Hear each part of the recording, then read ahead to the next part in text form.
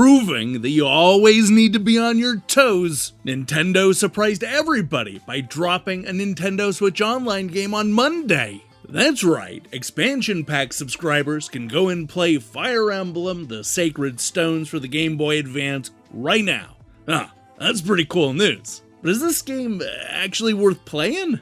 To answer that question, I decided to flip through the pages of Electronic Gaming Monthly, GamePro, Edge, and more classic magazines that reviewed The Sacred Stones back when it first came out. Oh, I sure hope you're ready to go to war, because this is going to be a very strategic episode of Nintendo Switch Online Review Crew.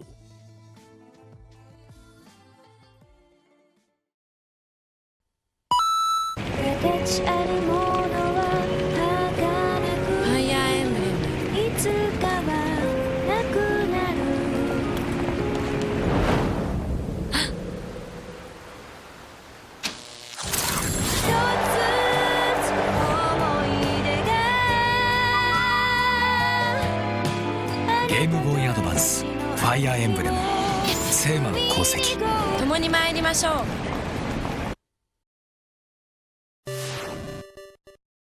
Although The Sacred Stones is actually the 8th installment in the long-running Fire Emblem series, it was only the second entry to make its way outside of Japan.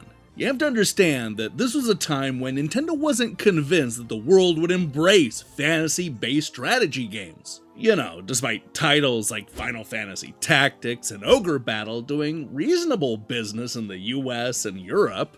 And you know what? It did fine.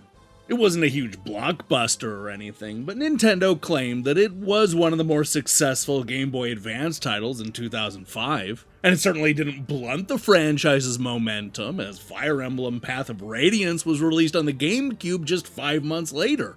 The Sacred Stones may not have been one of Nintendo's top-selling games, but it was a sign that at least here in the West, the Fire Emblem series was here to stay. Let's see if that's how the critics saw it at the time. Alright, I know I'm predictable, but let's go ahead and start with Electronic Gaming Monthly, who once upon a time loathed reviewing this type of strategy game. Thankfully, a more enlightened EGM gave The Sacred Stones an average score of 8.2 out of 10, just enough to earn one of those silver awards.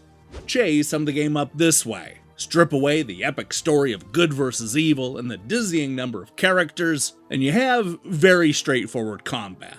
Essentially nothing you haven't seen before in kindred spirits like Final Fantasy Tactics or Advance Wars. What makes Sacred Stones unique is how it sugarcoats the level-grinding, treadmill-like repetition with a captivating, episodic storyline. It's definitely one of the Game Boy Advance best tactical games. Giving it a 7.5 out of 10, Sean was the magazine's one detractor. Duck the dry dialogue, skip the story. You'll still dig your clerics, falcon knights, and cavaliers, not for who they are, but what they do in Fire Emblem's whip-smart battles. In fact, when one falls, it's like losing a best friend. And that, the part that says that when he's gone, is the game's one tactical error. The rest is 4-star strategy, squarely done and with enough back and forth between studied defense and decisive sieges to keep your feet on the coffee table.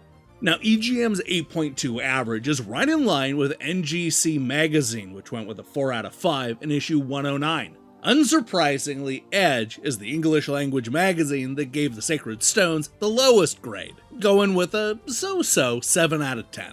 The most contentious issue in this release of Fire Emblem is the introduction of an Ogre Battle-esque overworld map, enabling the revisiting of areas to buy weapons, as well as providing optional random dungeon maps. While this might not seem like a major development in a genre that has always provided extracurricular leveling opportunities, it has removed the developer's strict control over the game's difficulty.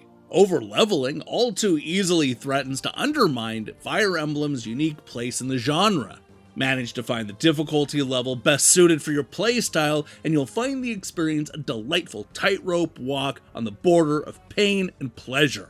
It's a frequently infuriating game, even if you disregard the extreme caution necessary to ensure that your entire team makes it to the closing credits. Often, the sheer shock of a misread attack that sends one of your nurtured avatars to their eternal limbo will draw in the red mist, making the most even-tempered gamer impetuously scramble for the off switch. But where many games would be cast aside at this point, the wonder of Fire Emblem is how quickly you turn it back on again in search of strategy perfection. As we climb back up the scale, we see Game Informer give this Fire Emblem installment an average score of 8.5 out of 10, enough to make it their Game of the Month in issue 147. GamePro went even higher, giving it a 4.5 out of 5. The turn-based combat is tight, neat, and inspired. As in an RTS game, you assess strengths and weaknesses, position your team members around the grid-based terrain map, and take your best shot at the AI. If your favorite character becomes some monster's lunch, no problem, the game gives you a do-over. Fire Emblem The Sacred Stones is a great little game that instantly sucks you into a deep fantasy world of conflict and combat. If you have the mind for turn-based strategy, Fire Emblem's got the stones. Look, while the range of opinions may vary, everybody agrees that Fire Emblem The Sacred Stones is a fun strategy game that's worth playing. I mean, some like the story more than others, but pretty much everybody praised the combat.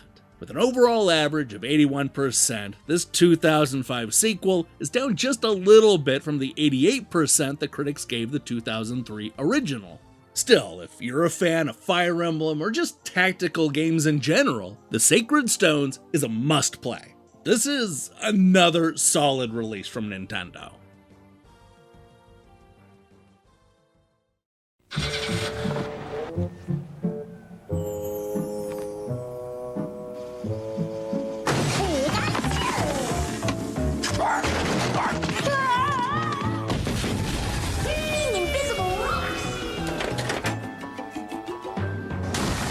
Now you can go anywhere you want. Your cartoons will follow. With Game Boy Advance Video, you can watch episodes of Pokemon, Jimmy Neutron, Fairly Odd Parents, SpongeBob SquarePants, and more on your Game Boy Advance. Game Boy Advance Video. Hey, thanks for watching me break down these classic reviews.